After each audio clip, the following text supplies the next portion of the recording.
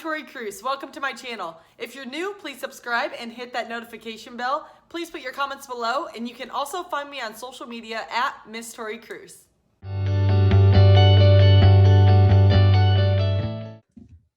Good morning, good afternoon, good evening, whenever you're listening to this podcast. I hope you are ready for some breakthrough. This week on It's Breakthrough Time, we are talking about reducing overwhelm.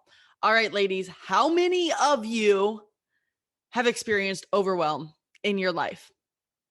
Woo, me. I have. Everybody has, right? Whether it's with your career, your relationships, with family, whatever that is in your life where you've experienced overwhelm, we're going to tackle it today. We are going to take control of your overwhelm and just put a stop to it. Stop the stinking madness with the overwhelm, right? So last week, I was in that moment where I was thinking to myself, I wasn't even thinking to myself, it just happened. I was overwhelmed. I was stressed. Have you ever felt in that moment where you had so much going on in your life that you almost just didn't know how to handle it? Like you were depressed almost. You didn't really want to get out of bed in the morning because you're like, oh my gosh, I have so much to do today and I don't know what to do first. Or my child has this going on and I don't know if I have time to take him or her to this. I don't have children, but I have a mother and I know she's experienced it before. Whatever that is in your life right now with overwhelm, we're just going to take a hold of it. All right. Last week when I was super overwhelmed, it was because of my business. I have so many things going on right now and they truly, gratefully, are all really, really good things, but I wasn't organized.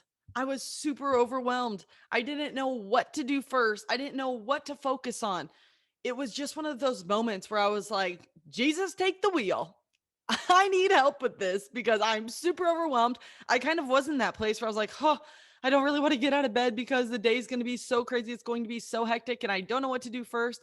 And quite honestly, I was almost lazy. When you're overwhelmed, do you ever feel lazy? Like I went out and I did my walks. I moved my body, but I wasn't doing anything outside of my comfort zone. Matter of fact, was actually not even going to the gym and lifting and working out. It was just like, oh my gosh, I have so much on my plate. I don't even have time to work out and lift and move my body. Like, no, that should come first, right? Because moving your body creates energy and that is going to help us reduce it. Working out reduces overwhelm naturally because it reduces anxiety. It gets your body moving, it gets those juices flowing, your energy up. You feel more confident about yourself, right? So I wasn't even doing that.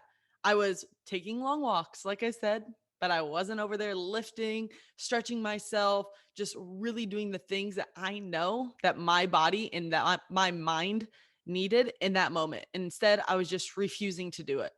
And so when I was thinking of this podcast episode that I wanted to share with you this week, I was like, you know what? We're going to tackle that stinking overwhelm that a lot of us experience, but sometimes we don't necessarily talk about. You can show up on social media every single day. Personally, for me, I can make posts and do this and that. And yes, I'm doing those things that I'm talking about, but that doesn't mean that I'm not also experiencing overwhelm over here. So this is me being super vulnerable and just really transparent with all of you that I experience overwhelm all the time. Actually, it's probably the number one thing that I experience just because I like to put so much on my plate. That's just my personality. I'm an entrepreneur, so I have multiple different things. I'm sometimes not the best at delegating tasks, but I'm getting better at it. And so I know that all of those things are going to reduce overwhelm when I just take a hold of it. And so I want to share just 3 small steps that will help you reduce overwhelm in your life.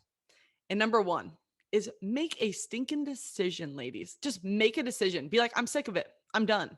And you know what my decision was?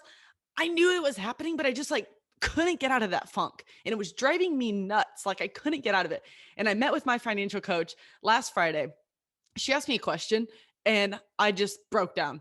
I was like, I'm just so overwhelmed. She's like, why are you crying right now? I was like, I'm a 29 I almost said 23. I'm a 29-year-old woman sitting there talking to my financial coach and I started crying. And it was like, get your shit together. Excuse my language, but get it together, Tori. And I started crying and I was like, she's like, what's wrong? And I was like, I'm just really overwhelmed right now. I have a lot on my plate. I don't know what to do first, and I know what I need to do, but I can't get myself to do it. And that was my moment. I was like, this is enough. Make a decision right now. If you are overwhelmed and you're listening to this podcast, I don't care if you're driving in your car, if you're getting ready, maybe you're working out, but make a decision right now in this moment. I don't care if you're laying in your stinking bed because you're depressed and you don't want to get out of bed. Listening to this podcast, I hope right now, number one, just make a decision that enough is enough. That overwhelm is not going to take a hold of your life any longer. No matter how long you've been experiencing it, even if it's been for 5 hours, for 12 hours, for 24 hours, or maybe a week or two or a month or multiple months. Make a decision right now, that enough is enough. You are not going to experience this overwhelm that you are feeling in your heart right now. Make a decision. So once you make that decision, that's great, but we got to take action, right? We have to take action with our decision. And that's what's going to create these results of not feeling this overwhelmed. So cool. You made a decision. Number one. Number two, what area of your life is it that you're most overwhelmed in right now? Like I said, for me personally, it was in my business, in my career. It was like, whoa, I have so much to do, so little time, right? I have so much to do, but I didn't know. It's like we know what to do, actually. We know what to do, but our body doesn't want to do it. And that's even more aggravating sometimes. And so we made a decision. I said, enough is enough. And number two, I realized that, okay, the area of life that I am most overwhelmed in right now is with my business, in my career. Okay. So I need to sit down. So I identified what area it was that I'm most overwhelmed in. And then the next step within that is that get a blank sheet of paper, blank sheet of printer paper. That's what I do. I'm big into writing things down. It's when I write it down, it goes into my mind better. It makes more sense to me. I see it. I'm a visual learner. So get a blank sheet of paper, whatever area. We're going to just go with your career right now. And I wrote down on this paper, I said, all right, what areas of my career right now are the needle movers? Which ones are going to get me from point A to point B to point C? What are the most important categories of my life right now in my business? And so I said speaking, I said coaching, I put my book down, and events. 4 things. They're speaking, coaching, book, and events. Those are all the things right now in my business that I'm working on. In all those categories, I'm working on different things, right? That's why my mind was so scattered, because I had these 4 different categories, but I didn't have it broken down into these small little bite-sized steps. So what I want you to do for this category of your life that you are overwhelmed in, I want you to first make that decision, right? Second, identify what area you're overwhelmed in. And then I want you to go one step further and break it down. Be like, all right, in this area of, for example, speaking in my life, what do I need to do to get to that point B that I want to be at in speaking? Coaching, same exact thing. What small little steps do I need to do in order to get to the result that I want? Same thing with writing my book, right? So I want you to do that for that area of life that you are overwhelmed in currently. And then now that you have it all out on your paper, you see, okay, this is what's important to me. This is what I have to do in order to get the result that I want. We go to step 3. And step 3 is I want you to put time blocks in your calendar. So for me, I put time blocks in my phone. And you know what? If you're watching on YouTube right now, I'll just show you here real quick what I did on Saturday. Instead of going out, doing brunch, having mimosas, hanging out with my friends, my booty was sitting in a coffee shop, time blocking my schedule. Because why? Because I made a decision on Friday that enough is enough. I was already overwhelmed for 5 days. And a lot of that overwhelm really probably stemmed from a lot of traveling in the month of March. And it was just all piling up right then. But I was sick of it. For 5 days, I was overwhelmed.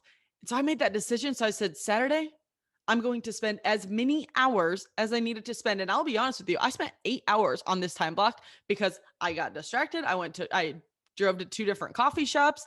One was down in Old Town Scottsdale. If any of you have been to Old Town Scottsdale, or maybe you live here, you understand what I'm talking about. On a Saturday, it's very distracting, but sometimes it can be very productive too.